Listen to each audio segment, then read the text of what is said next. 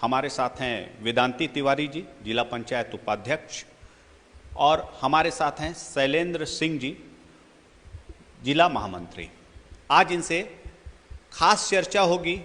कांग्रेस इस बार 75 पार। प्रदीप जी, इस बार 75 पार का नारा है, क्या कहेंगे इस 75 पार को लेकर के कि इस बार क्या 75 पार होगा? जरूर होगा, क्योंकि माननीय मुख्यमंत्री आदरणीय भूपेश बघेल जी के द्वारा ऐसे काम किए गए हैं छत्तीसगढ़ में कि जिसके पारितोषिक में छत्तीसगढ़ की जनता हमें 75 पार कराएगी। कामों को देखा जाए तो हमने घोषणा पत्र में जो भी कहा था, किसानों का कर्जा माफ, 2 घंटे के अंदर सरकार बनते ही किसानों का कर्जा माफ किया, बिजली बिल हाफ किया, और धान का समर्थन मूल्य 2500 रुपये दिया। आज वर्तमान में पिछले साल 2640 रुपये की दर से धान खरीदी गई। आने वाले अभी अक्टूबर नवंबर में जो धान खरीदी चालू होगी, इसमें 2800 रुपये की दर से धान खरीदा जाएगा। तो जो भी घोषणाएं हमने अपने घोषणा पत्र में की थी आदरणीय मुख्यमंत्री जी के द्वारा और आदरणीय परमादरणीय टी.एस. सिंहदेव जी के द्वारा जो घोषणा पत्र बनाए गए थे, उनको करीब करीब सभी पूरा किया गया है। बेरोजगारों की भर्ती की बात कही जाए तो कम से कम जैसे ही सरकार बनी 14,000 शिक्षकों की भर्ती की गई। अभी 28,000 कर्मचारियों और शिक्षकों समेत 28,000 युवाओं की भर्ती की जा रही है। शिक्षित बेरोजगारों को बेरोजगारी भत्ता दिया जा रहा है। आप यहाँ तक महिला बाल विकास आंगनबाड़ी में कार्यकर्ताओं का मानदेय बढ़ा दिया गया, कोटवारों का मानदेय बढ़ा दिया गया, पटेलों का मानदेय बढ़ा दिया गया। गांव गरीब जितने भी लोग थे, सबको कहीं ना कहीं किसी न किसी रूप में आर्थिक लाभ मिला है। तेंदुपत्ता खरीदी में 2500 रुपये बीजेपी की सरकार लेती थी, हमने 4000 कर दिया। सारा बोनस का पैसा उनके सीधे खाते में जा रहा है, धान का पूरा पैसा उनके सीधे खाते में जा रहा है।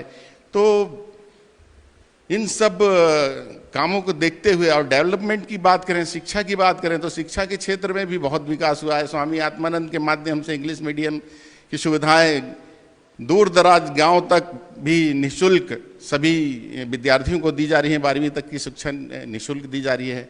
स्वामी आत्मानंद महाविद्यालय भी खोले गए हैं, जिससे कि हायर एजुकेशन भी इंग्लिश मीडियम में कराया जा रहा है।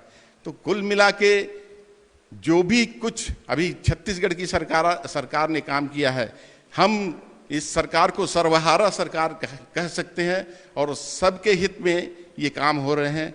और मैं ये समझता हूं कि छत्तीसगढ़ की जनता जो है अवश्य ही इस चुनाव में, आने वाले चुनाव में कांग्रेस को 75 पार कराएगी, ये मेरा मानना है। 75 पार इस बार, यह तो भविष्य के गर्भ में छुपा हुआ है। क्या कहेंगे? ढेर सारी योजनाएं हैं, ढेर सारी योजनाओं का लाभ की बात हो रही है।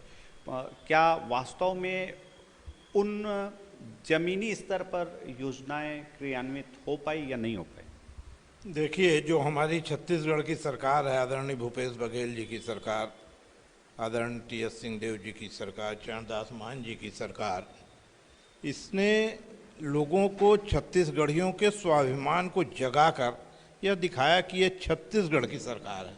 अभी तक जितनी भी सरकारें पूर्व में थी, 15 साल भाजपा के रमन सिंह जी ने शासन किया, किसी छत्तीसगढ़िया को लगा ही नहीं कि हमारी सरकार है। किसी छत्तीसगढ़िया को नहीं लगा कि हमारी सरकार है। हमारे आदरणीय मुख्यमंत्री भूपेश बघेल जी ने लोगों को ये बतलाया कि ये छत्तीसगढ़ की सरकार है, छत्तीसगढ़ियों की सरकार है। जो कहा जाता है पूरे हिंदुस्तान में छत्तीसगढ़िया सबले बढ़िया, उसको चरितार्थ किया हमारे मुख्यमंत्री जी ने। छत्तीसगढ़ के स्वाभिमान की रक्षा की, छत्तीसगढ़ के पुराने तीज त्योहारों को जिंदा किया, छत्तीसगढ़ के परंपरागत खेल कूद, तीजा पोरा सरी के त्योहारों में जिसमें कभी छुट्टियां नहीं मिलती थी, लोगों का उत्सव मनाने का मौका नहीं मिलता था, उन सब उत्सवों को अगर जिंदा किया है तो हमारे मुख्यमंत्री जी ने किया है। और जो चुनावी घोषणा पत्र था हमारा, उस पर लगभग 90% पूरी करने वाली ये छत्तीसगढ़ की सरकार है। नरुआ, गरुआ, घुरुआ, बारी, छत्तीसगढ़ की 4 चिन्हारी, ये जो दे के नारा उन्होंने पूरे छत्तीसगढ़ को जिंदा कर दिया। नरुआ घुरुआ बारी के तहत देते हुए बारियों में बड़े बड़े देखिए आज खेती किसानी हो रहे हैं। जो गाय गोरू मवेशियों के लिए आश्रय स्थल नहीं था उन सब के लिए गौठानों का निर्माण कराया गया। और सबसे बड़ी बात इसमें कि राजनीति से दूर रहकर, पहले क्या था, रमन सिंह जी के राज में, भाजपा के राज में चिन्हांकित ग्राम पंचायतों को पहचान कर पैसा दिया जाता था कि जो भाजपा समर्थित सरपंच हैं, जिला पंचायत सदस्य हैं, उनके क्षेत्रों में काम दिया जाता था। पर हमारे मुख्यमंत्री ने, हमारी कांग्रेस की सरकार ने सबको एक नज़र से, सभी लोगों को एक नज़र से पूरे पंचायतों में उन्होंने गौठानों का निर्माण कराया। उसमें रीपा योजना डालकर जितनी महिलाओं का उत्थान उन्होंने किया, उसके पहले कल्पना भी नहीं किया जा सकता था कि इतना तेजी से महिलाओं का उत्थान होगा और महिलाएं स्वावलंबी बनकर अपना रोजगार धंधा स्वयं चलाएंगी। ये हमारी छत्तीसगढ़ की सरकार। पहले आप देख लीजिए, जो छत्तीसगढ़ी पर्व होता था, तीज त्यौहार होता था, वहाँ पर देखिए रायपुर में आप खुद जुड़े हैं, देखते हैं, वहाँ पर करीना कपूर, सलमान खान आदि तरीके एक्टरों को बुलाकर छत्तीसगढ़ी उत्सव मनाया जाता था। पर आज देखिए, आज स्थिति बदल गई। आज हमारे छत्तीसगढ़ के जो कलाकार हैं, तीजन बाई सरी के, ऋतु वर्मा सरी के, छत्तीसगढ़ियों कलाकारों को प्रोत्साहित किया जा रहा है। ये हमारी छत्तीसगढ़ की सरकार है। उन्होंने जो जो वादा किया था, वादे से बढ़ के उन वादों को पूरा किया है। इसीलिए हम सब कांग्रेस जनों का यह निश्चित मानना है कि बिल्कुल अब की बार 75 पार, कोई किंतु परंतु नहीं है। अब पूरी कांग्रेस संगठित होकर चुनाव लड़ेगी और पूरी कांग्रेस संगठित है और उसके बाद हमारी पुनः सरकार बनेगी। यह हम सबका दृढ़ मत है, दृढ़ विश्वास है। जी निश्चित तौर पर अभी आपने बात की पोरा त्यौहार की, शैलेंद्र जी क्या? सबसे पहले तो आपके चैनल के माध्यम से मैं आज किसानों का त्यौहार है और छत्तीसगढ़ के पूरे किसान भाइयों को जो पोरा त्यौहार है उसकी, और तीजा जो आने वाला तीजा है, तो उसके हमारी माताएं बहनें और हमारे किसान भाइयों को आज पोरा और तीजा के त्यौहार की हार्दिक शुभकामनाएं देता हूं आपके माध्यम से। पोरा त्यौहार ये हमारे छत्तीसगढ़ के एक पारंपरिक त्यौहार है और ये त्यौहार किसान खेती किसानी के बाद जब फुर्सत होते हैं तो जो हमारे बैल हैं, भैंस हैं, जिनसे हम खेती किसानी करते हैं, तो आज के दिन उनके हम लोग आप देखेंगे कि मिट्टी के खिलौने बना के, बैलों के जोड़ी बना के, और जो बैल हैं हमारे, उनके आज उनके पूजा पाठ सुबह से करते हैं और करने के बाद उसके गौ माता जो हैं उनको प्रणाम करके कि और उनके आशीर्वाद लेते हैं किसान कि आप स्वस्थ रहें और आपके ही चलते हमारे खेती किसानी होता है। आज के दिन में हमारे मुख्यमंत्री, यशस्वी मुख्यमंत्री भूपेश बघेल जी, जो इस प्रदेश को, जो हमारी विरासत थी, जो हमारी संस्कृतियां थीं, जो हमारे तीज त्यौहार थे, वो उन सबको उन्होंने संजोया है और फिर से उन्होंने पुनर्जीवित इस प्रदेश में किया है। आज पोरा त्यौहार के आज भी आप देखेंगे कि आज हमारे मुख्यमंत्री निवास में सारे किसानों को तीजनहरी, जो तीजा है, तीजनहरी जो हमारी माताएं बहनें हैं, सभी का वहाँ पे जमघट लगा है, सभी को आज बधाई दे रही हैं, सभी वहाँ पे खुशहाली से आज अपना त्यौहार मना रहे हैं। उसी प्रकार से हमारी जो संस्कृति है, जो हमारी विरासत है, आज आप देख लीजिए कि रामायण प्रतियोगिताएं हो रही हैं, जो आध्यात्म से हमारी चीज़ें जुड़ी हुई हैं। इन सभी चीज़ों को लेकर हमारे यशस्वी मुख्यमंत्री जी ने इस प्रदेश में इस पूरे 5 साल में उसे पुनर्जीवित किया है। चाहे वो खेल के माध्यम से, जो खेल थे हमारी, जो परंपरागत खेल थी, जब हम लोग स्कूल में पढ़ते थे तो आप ये समझे कि गिल्ली डंडा होता था, गेड़ी दौड़ होता था, हम लोग बाटी खेलते थे, लट्टू चलाते थे, है ना, पदौड़ी खेलते थे, ये सब विलुप्त हो गई थी। खो खो, कबड्डी, ये सब चीज़ विलुप्त हो गई थी। लेकिन ऐसा हमारा मुख्यमंत्री इस प्रदेश को मिले, जो किसान का बेटा है, जो मिट्टी से जुड़ा हुआ है, वो इन सब चीज़ों को, सारी चीज़ों को देखते हुए, चाहे वो किसानों का मुद्दा हो, किसानों के लिए हो, चाहे हमारे युवाओं के लिए हो, चाहे हमारे शासकीय कर्मचारी भाइयों के लिए हो, सभी को देखते हुए, एक समान, एक नज़र से देखते हुए और पूरे प्रदेश में खुशहाली का ऐसा माहौल, ऐसा वातावरण उन्होंने पुनर्जीवित किया है। उसके लिए मैं हमारे मुख्यमंत्री, यशस्वी मुख्यमंत्री भूपेश बघेल जी को बहुत बहुत बधाई और साधुवाद उनको देता हूँ। निश्चित तौर पर आज पूरा त्यौहार है, उसकी आप सभी को भी हार्दिक शुभकामनाएं। महिलाओं की बात हुई, महिला समूहों की बात हुई, आप जिला पंचायत से भी जुड़े हुए हैं, जिला पंचायत उपाध्यक्ष हैं। आज क्या कहेंगे, कितना समूहों का विकास हुआ और महिलाएं कितनी स्वावलंबी बन रही, आर्थिक रूप से कितना सुदृढ़ हो रही? आज जो माननीय मुख्यमंत्री जी के द्वारा ये गौठानों का निर्माण कराया गया, प्रत्येक गौठान में 1 या 2 या 3 समूह काम कर रहे हैं। जो समूह आज काम कर रहे हैं उसमें गोबर खरीदी से लेके गौमूत्र खरीदी तक और रिपा के माध्यम से उन समूहों को लाभ दिया जा रहा है जो रिपा के माध्यम से पेंट बनाने का काम कर रहे हैं, ईंट बनाने का काम कर रहे हैं, फ्लाइज ब्रिक्स का उनसे काम लिया जा रहा है।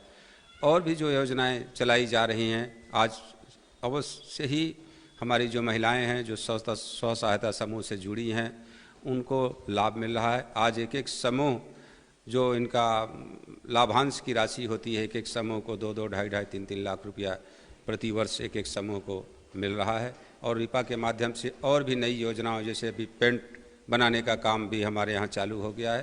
पेंट से भी बहुत ही लाभान्वित हो रही हैं हमारी महिला समूह की बहनें। इस तरह से उनका विकास हो रहा है। हर गौठान में कोई भी ऐसा समूह नहीं है जो आज की स्थिति में साल में 2 लाख, 3 लाख या 4 लाख रुपया तक का उनको लाभांश की राशि उनको मिली हुई है। इस तरह से महिला स्व सहायता समूह का भी विकास हो रहा है। क्षेत्र में आज जो नरवा के माध्यम से मनरेगा से और मुख्यमंत्री जी के फंड से नरवा का जो स्टाफ डैम बनाया जा रहा है, चेक डैम बनाया जा रहा है, कच्चे बंधान बांधे जा रहे हैं, उससे हमारा वाटर लेवल भी बढ़ रहा है। और हमारे किसान छोटे छोटे पंप लगा के, अभी देखे होंगे जब बारिश कम थी तो नरवा के माध्यम से ही हमारे छोटे किसान अपना पंप लगा के और खेती उन्होंने किया और फसल इतना अच्छा है आज कि देखने लायक है कि आज जो उसका लाभ हम सबको मिला। इस तरह से हमारी स्व सहायता समूह किसान आज की स्थिति ये है कि हर साल एक किसान अगर उसके पास पड़त ज़मीन है तो इतने उसको आमदनी हो जा रही है कि हर साल अपना 1 एकड़ 2 एकड़ खेती का रकबा बढ़ रहा है। पहले खेती का रकबा कम था, आज रकबा बढ़ा हुआ है। आज हम सब ये देख रहे हैं कि खेत हमारा कैसे बढ़े। तो आज स्थिति में हमारा विकास हो रहा है, हमारी आर्थिक स्थिति मजबूत हो रही। जो बंजर ज़मीन पड़ा था, जो अनुपयोगी ज़मीन था, उसमें कोदो, कुटकी ये सब की खेती शुरू करा के माननीय मुख्यमंत्री जी और उनको किसानों को प्रोत्साहित करके उनको बीज उपलब्ध करा के और उनका जो न्यूनतम रेट है वो खरीदी चालू करके एक उनको मार्केट उपलब्ध उन्होंने कराया, जिससे कि वो जो खेती हमारी कोदो की खेती बंद हो चुकी थी, कुटकी की खेती बंद हो चुकी थी, मेड़ों की खेती बंद हो चुकी थी, ये खेतियां जो चालू होने से अवश्य ही किसान हमारे मजबूत हो रहे हैं। और आज की स्थिति में मैं नहीं मानता कि कहीं भी 5 एकड़ 7 एकड़ आपको ज़मीन पड़त मिले। सब जहाँ भी ज़मीनें हैं सब में अच्छी खेती हो रही है और किसान आगे बढ़ रहे हैं।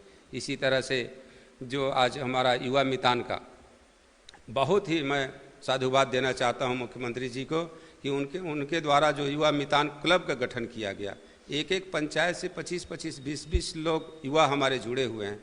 और जो खेल आज विलुप्त हो जा रहा था, नरवा जी अपना जो खेल था कबड्डी, खो खो और फुटबॉल और जो गिल्ली डंडा, पिटूल, ये सब खेल थे।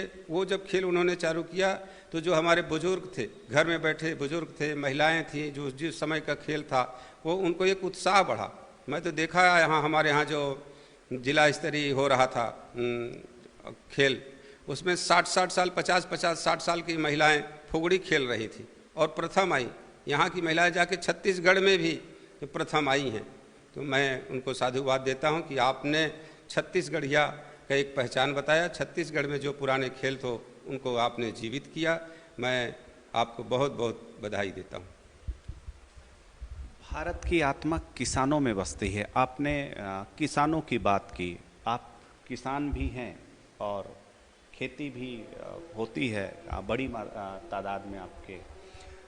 क्या कहेंगे किसानों को लेकर के और उन्हें छत्तीसगढ़ शासन द्वारा मिलने वाले लाभ को लेकर?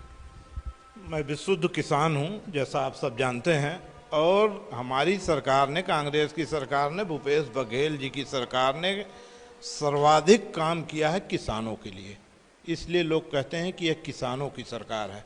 और छत्तीसगढ़, जैसा आप जानते हैं, धान का कटोरा है और किसानों की यहाँ बहुतायत है। 90% लोग खेती किसानी से जुड़े हुए लोग हैं। इस सरकार ने किसानी के प्रति लोगों को प्रोत्साहित किया। पहले स्थिति थी भाजपा के शासनकाल में, लोग किसानी धंधा छोड़ के अन्य व्यवसाय की तरफ भाग रहे थे।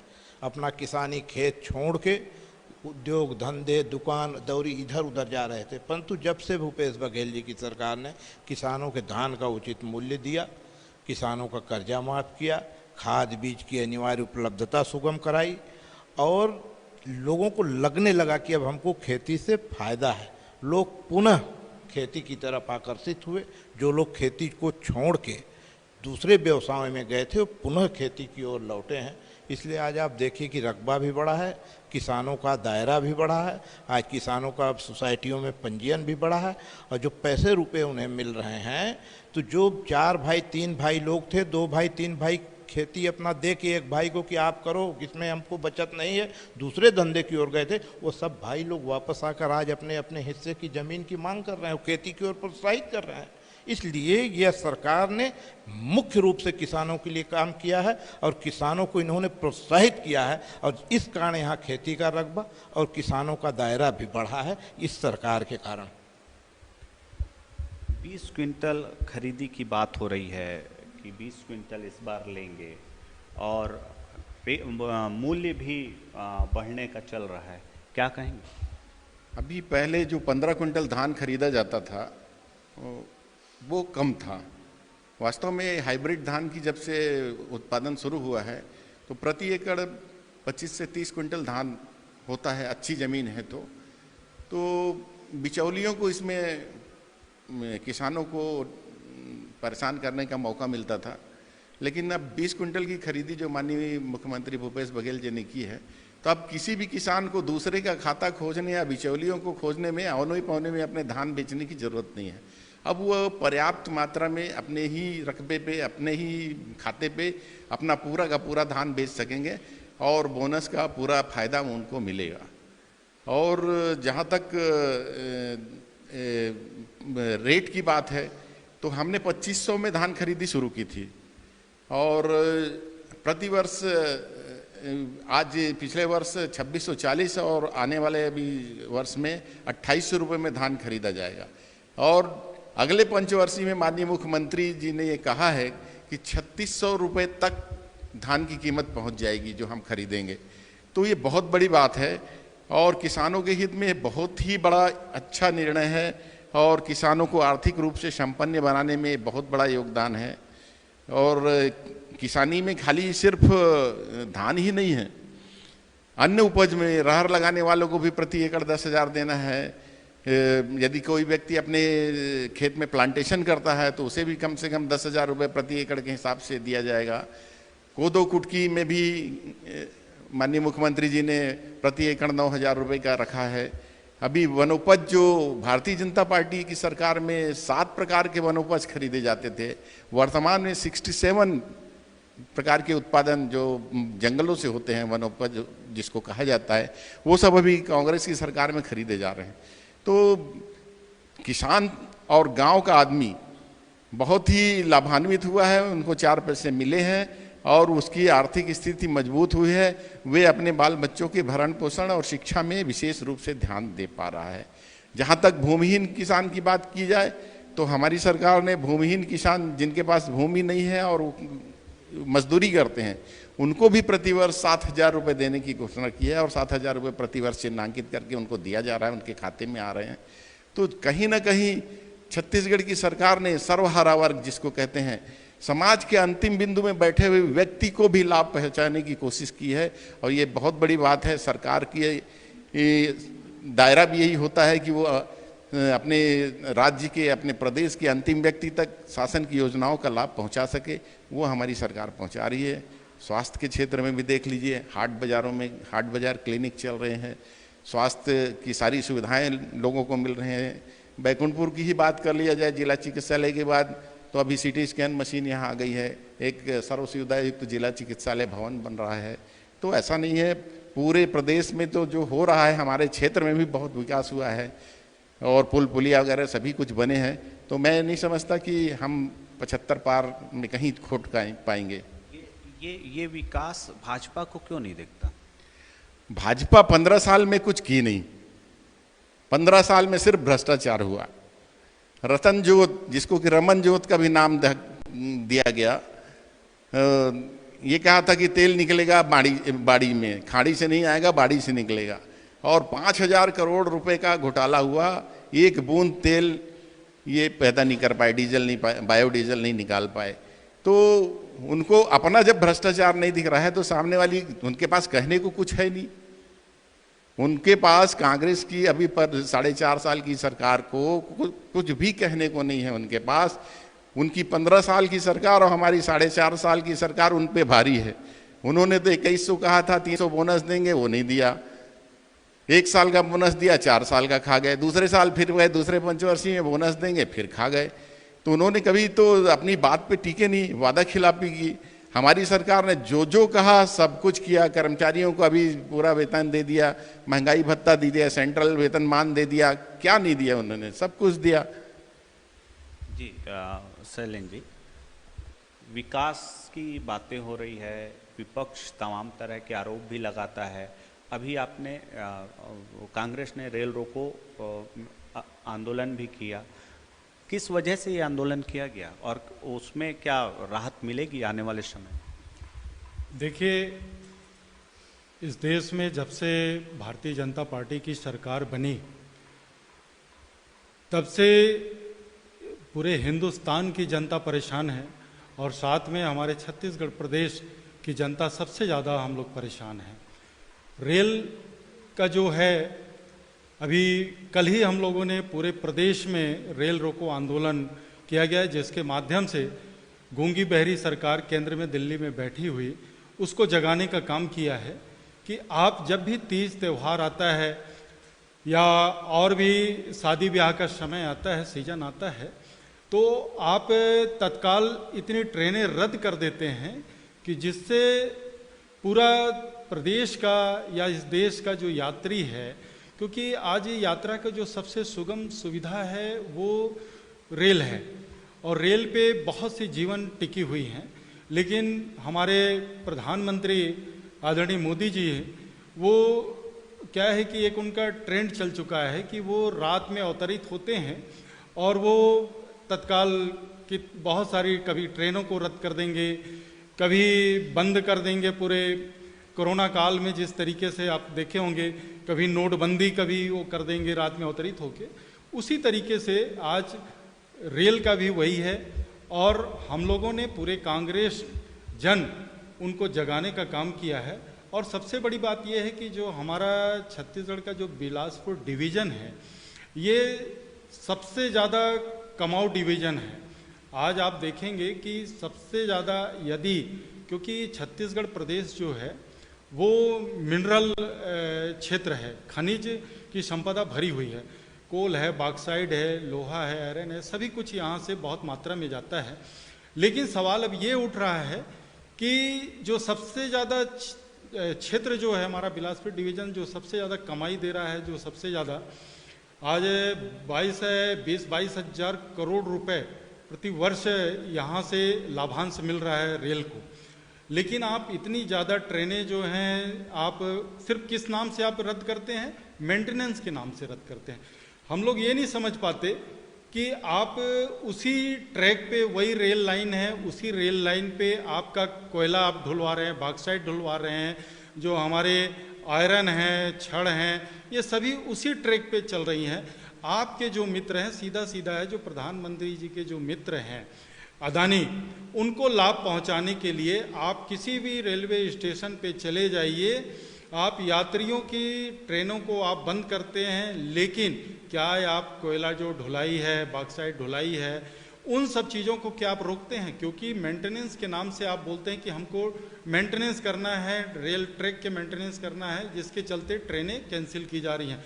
लेकिन ऐसा नहीं है, क्योंकि उसी ट्रैक पे आपके दिन भर में आप, हमारा छोटा सा स्टेशन है बैकुंठपुर का ही, जहाँ पे कल हम लोगों ने रेल रोको आंदोलन का धरना प्रदर्शन किया, वहाँ पे भी आप देखिए दिन भर में अदानी जी का अगर आप देखेंगे तो अगर दिन भर में लेंगे तो 10 से 20 रैक, वो भी डबल तिबल इंजन लगाकर, और माल ढुलाई लगातार चल रहा है। लेकिन आप यात्री गाड़ियों को जो रोक रहे हैं, इसका आपको खामियाजा आने वाले समय में जरूर भुगतना पड़ेगा।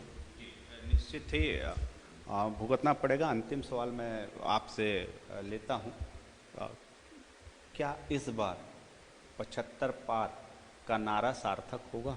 इसमें कोई दो मत नहीं है। हमारी सरकार ने 5 साल के पीरियड में ऐसा काम किया है कि इनके 15 साल की तुलना के बनस्पत हमारा 5 साल भारी पड़ा है, जिसमें 2 साल हम कोरोना काल में काम ही नहीं कर पाए। अगर 5 साल ये सरकार काम करती, उस समय क्या स्थिति होती। बिल्कुल इस बार हम 75 के पार जाएंगे, और हो सकता है कि और ज़्यादा सीटों में हम जाएं, परंतु चूंकि विपक्ष को भी जिंदा रखना है, इसलिए हम लोग कुछ सीट उन्हें दे रहे हैं, पर 75 के पार हम लोग जा रहे हैं, इसमें कोई दो मत नहीं है। जी, क्या कहेंगे? कम शब्दों में मैं ये कहना चाहता हूँ कि छत्तीसगढ़ में जो अभी आने वाला चुनाव है, उसमें हम लोग, माननीय मुख्यमंत्री जी ने तो 75 पार कहा है, और हम लोग ये समझते हैं इस प्रदेश की जनता जो है, या और जो सर्वहारा वर्ग है, वो ये चाहता है कि हम भारी से भारी बहुमतों से छत्तीसगढ़ में कांग्रेस की सरकार बनाएं, जिसके कारण जो है हम ग्रामवासियों का, इस प्रदेशवासियों का चहुँ दिशा में विकास हो और हम खुशहाल रहें। जी, निश्चित ही आप सभी का हमारे साथ जुड़ने के लिए बहुत बहुत धन्यवाद। आप सभी ने हमें समय दिया। Back to studio.